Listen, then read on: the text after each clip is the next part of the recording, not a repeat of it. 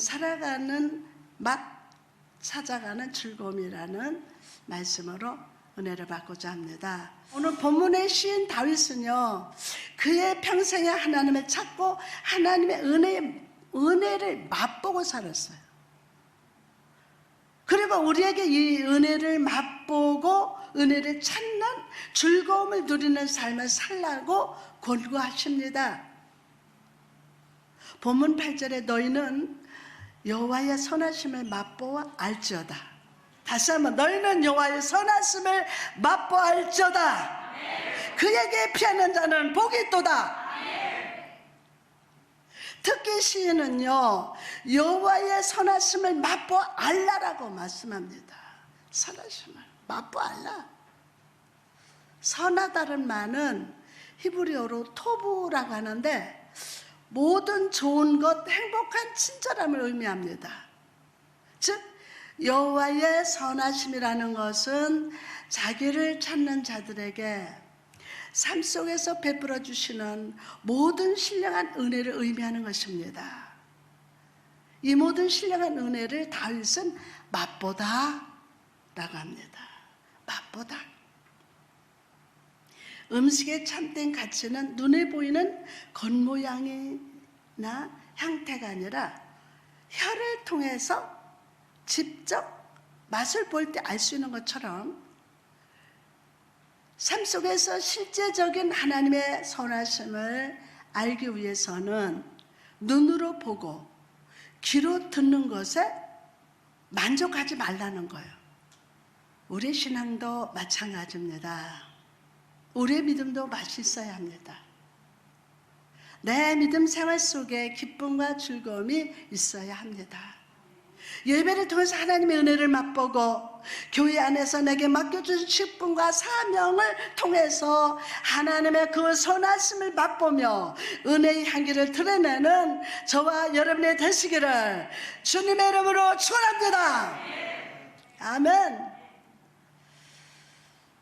에베소서 4장 11절 말씀을 보니까 그가 어떤 사람은 사도로, 어떤 사람은 선지자로, 어떤 사람은 복음을 전하는 자로, 어떤 사람은 목사와 교사로 삼으셨으니 이는 성도를 온전하게 하여 봉사의 일을 하게 하며 그리스도의 몸을 세우려 하심이라. 우리가 다 하나님의 아들을 믿는 것과 아는 일에 하나가 되어 온전한 사람을 이루어서 그리스도의 장성한 뭐예요? 분량이 충만한 데까지 이르리니. 아멘. 여러분, 성경의 하나님은 기적의 하나님이십니다. 기적의 하나님이세요. 이 기적의 현장에서 하나님은 그 기적의 도구로 사람들을 사용하십니다. 고린도전서 3장 9절에 보니까 우리는 하나님의 동력자들이요 너희는 하나님의 밭이요 하나님의 뭐라? 집이라. 하나님의 그 기적 속에서 그 놀라운 은혜를 맛보는 동력자, 얼마나 큰 축복입니까? 그런데 기적을 대할 때도 각기 다른 모습으로 반응하는 사람들이 있습니다. 우리가 잘 아는 오병이어의 기적을 살펴보면 기적을 대하는 서로 다른 사람들이 있음을 봅니다. 먼저 빌립입니다. 5,000명의 사람들이 들에서 말씀을 듣다가 굶주리고 있을 때 빌립은 어떻게 반응했습니까? 어떻게? 200데나리온 돈이라도 있어야 떡을 조금이라도 먹겠다고 대답을 합니다. 그러나 빌립은 그 돈이 있더라도 아무것도 할 수 없을 것이라고 생각했습니다. 빌립은 정확히 계산했으나 완벽한 계산은 아니었어요. 왜냐하면 이 불가능의 상황 속에서 예수 그리스도를 더하지 않았기 때문에 인간적인 계산으로 할 수 없습니다. 그러나 하나님의 이 사건 배후에 새 일을 행하시면 도와주시면 기적이 나타날 수 있음을 계산하지 못한 것입니다. 계산하지 못했어요. 동의자신 주님께서 오늘 우리에게도 물으십니다. 이 가능한 세상 속에서 넌 어떻게 하겠느냐? 너의 가정 문제 속에서, 염려 속에서, 불가능의 상황 속에서 어떻게 해야 하겠느냐? 여러분, 여러분의 계산 속에 믿음을 더하시기 바랍니다. 믿음. 예수 그리스도를 믿음으로 더하시기 바랍니다. 그럴 때 여러분은요, 주님의 베푸시는 기적을 맛보게 됩니다. 그러면 반면에 안드레는요, 계산하지 않았습니다.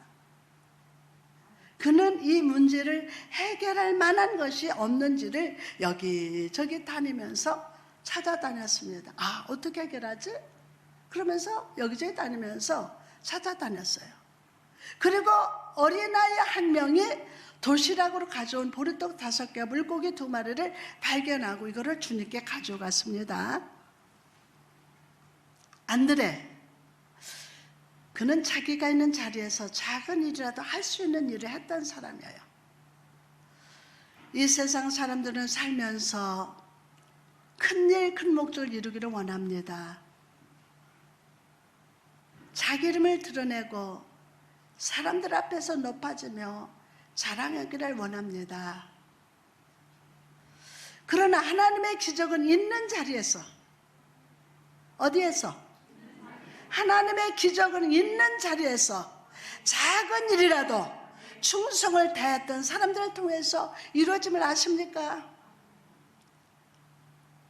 마태복음 25장 21절 보니까 착하고 충성된 종아, 내가 작은 일에 충성했음에. 아멘. 주님이 여러분에게 어떤 사명과 일을 맡겨주시든지 기쁨으로 감당합시다. 비록 내 눈에 작아 보이고 다른 사람보다 못한 사명이 아닌가? 라고 생각이 들어도 내게 주신 일이 주님의 기적을 이루는 초석이 된다는 사실을 믿으십시오. 여러분이 있는 자리에서 착하고 충성되게 일할 때 주님의 칭찬이 있을 겁니다.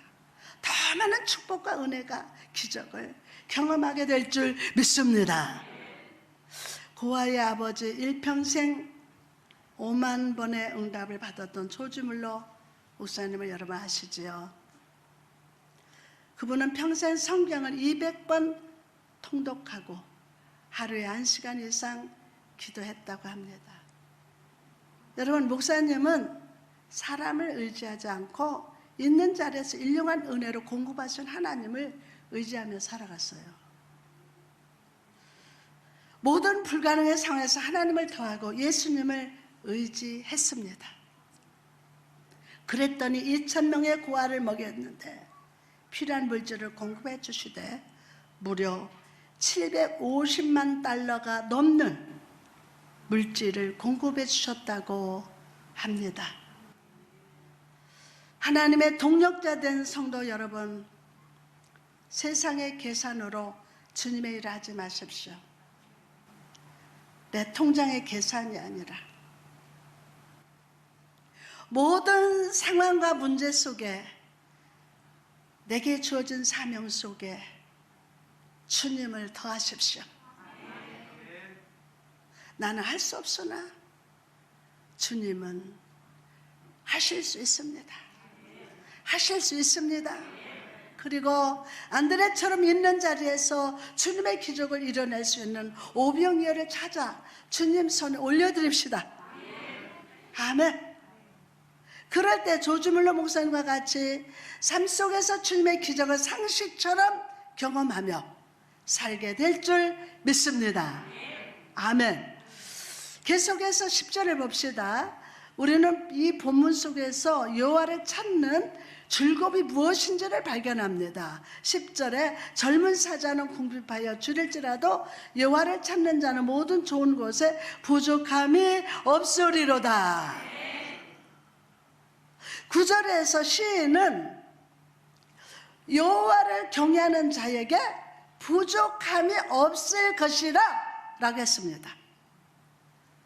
그리고 이제 10절에서 그는 여호와를 찾는 자에게 부족함이 없을 것이라고 선포합니다. 어찌하면 9절과 10절이 같은 내용의 반복처럼 보입니다. 그러나 9절과 달리 10절은요, 마음속에 여호와를 경외하는 믿음, 이 삶 속의 구체적인 행동으로 나타나고 있음을 보여줍니다. 마음속으로만 주를 사랑합니다, 입으로만 감사합니다 하지 않고 매일 여호와께 나아가서 그분과 대화하고 영적인 교제가 끊이지 않는 자가 바로 여호와를 찾는 자라고 합니다. 아멘. 그리고 이렇게 여호와를 찾는 자, 그와 동행하는 자에게 모든 좋은 곳에 부족함이 없다고 합니다. 모든 것에서 부족함이 없는 상태를 표현하기 위해서 시인은 독특한 표현을 사용했는데, 젊은 사자는 궁핍하여 줄일지라도 라고 합니다.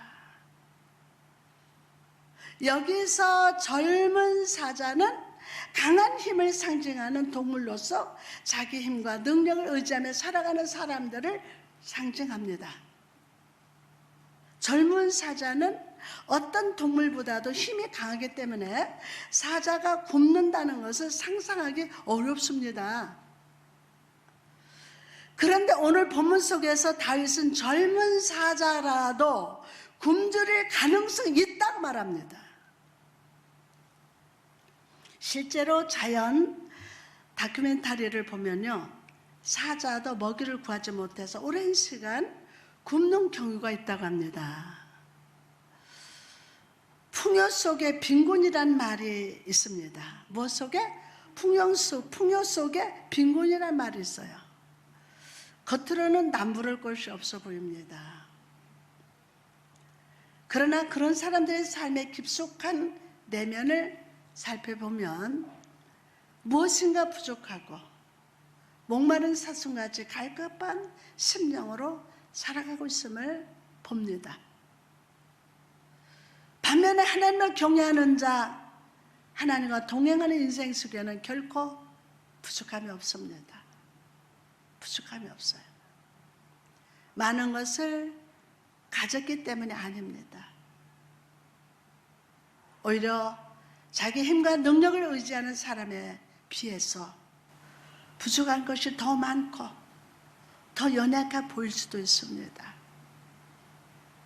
그럼에도 모든 것에 부족함이 없는 이유는 여호와 하나님과 교제하는 자를 하나님께서 모든 삶의 상황 속에서 지키시고 공급해 주시기 때문입니다. 공급해 주시기 때문입니다.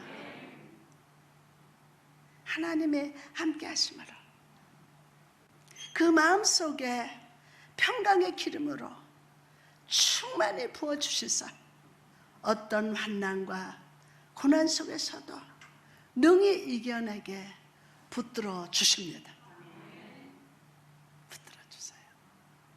여러분, 인생의 참된 만족은 우리의 능력으로 말미암는 것이 아닙니다.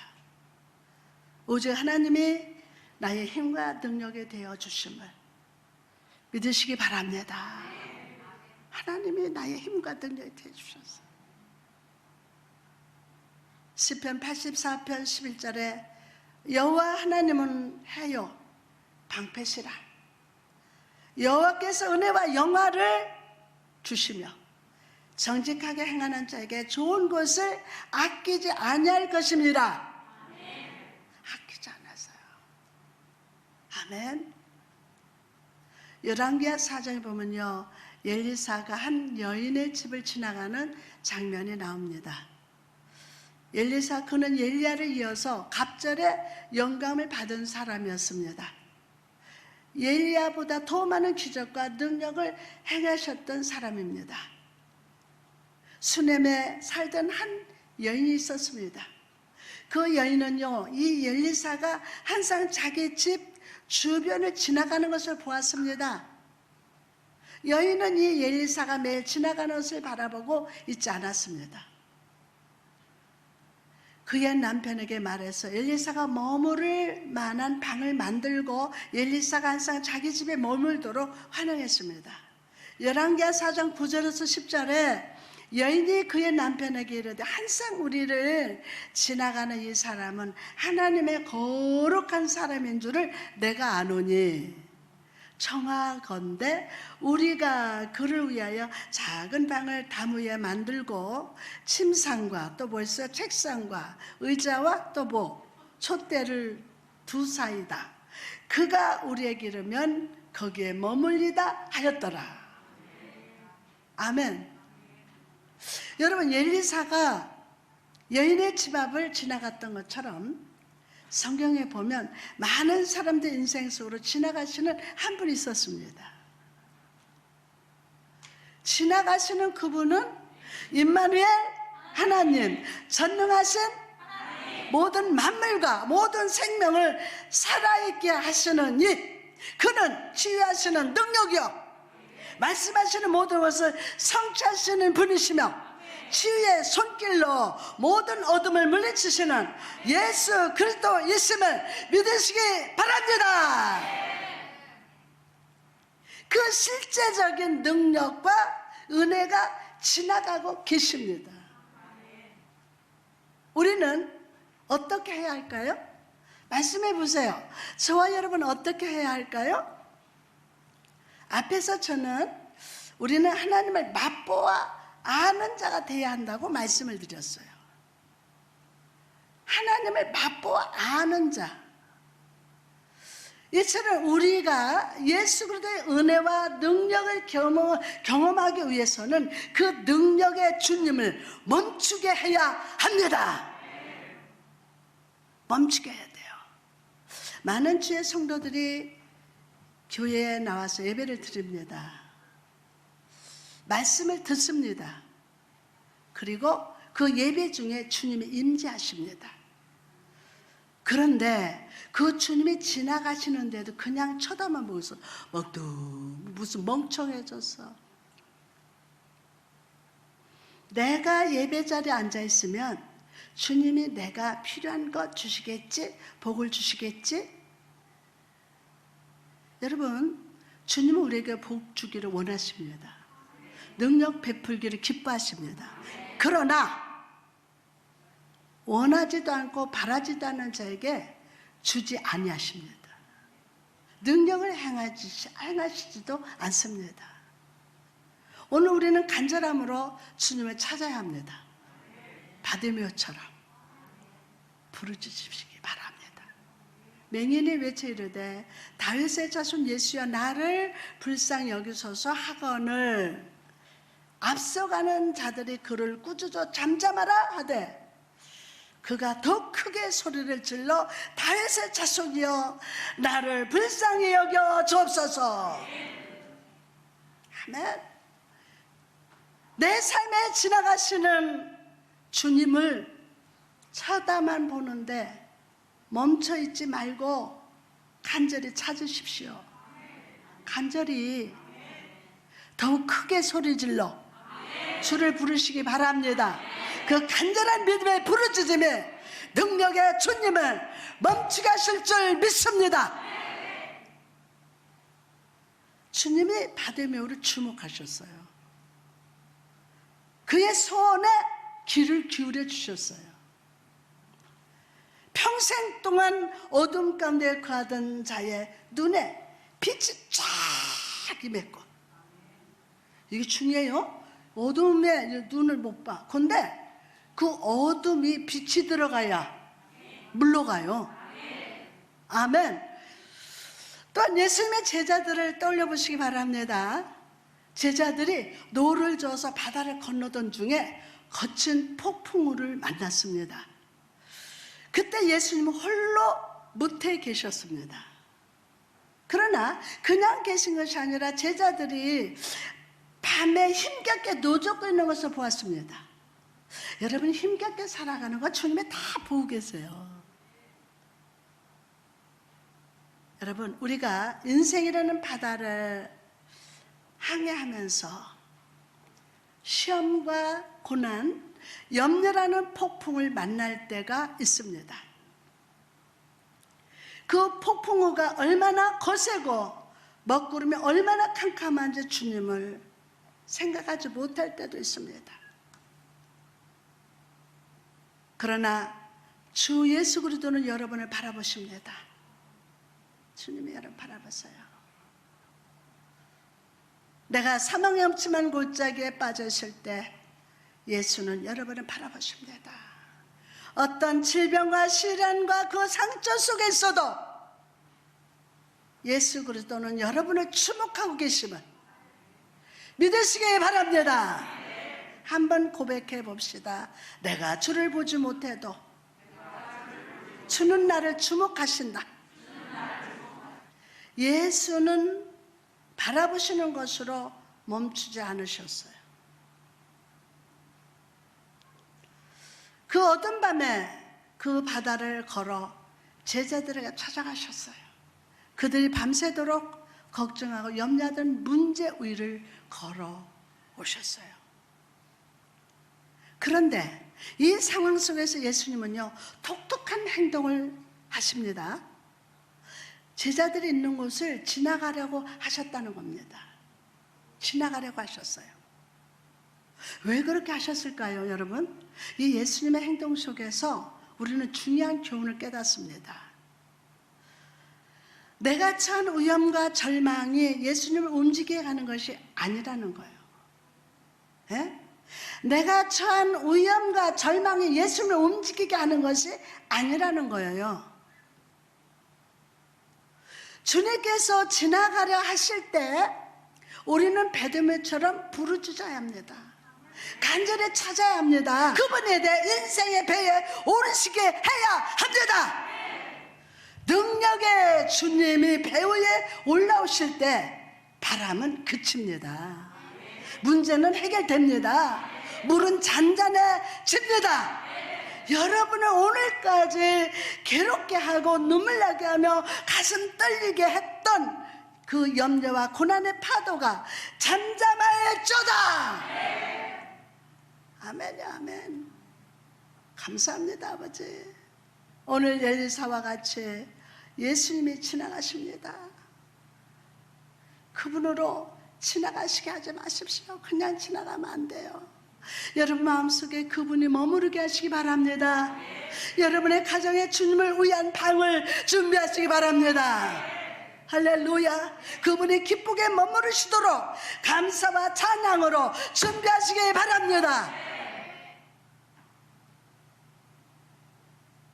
어제 뉴스를 보니까 코로나의 새로운 변형이 또 나타났다고 합니다. 백신을 무력화시킨다고 합니다. 이 어두운 현실 속에서 나를 주목하시는 분이 계십니다. 나는 주를 바라보지 못할 때에도 주는 나를 주목하시고 오늘 내가 기가 막힌 인생 속으로 걸어오십니다. 아멘. 간절히 주를 찾으십시오. 간절히 부르짖으십시오. 아멘. 내 마음의 방에 오셔야 돼요. 내 마음의 방에. 내 인생의 배 위로 오십시오. 그럴 때 여러분은 영의 눈이 떠집니다. 나와 한상 능력으로 함께 하시는 예수를 보게 될 겁니다.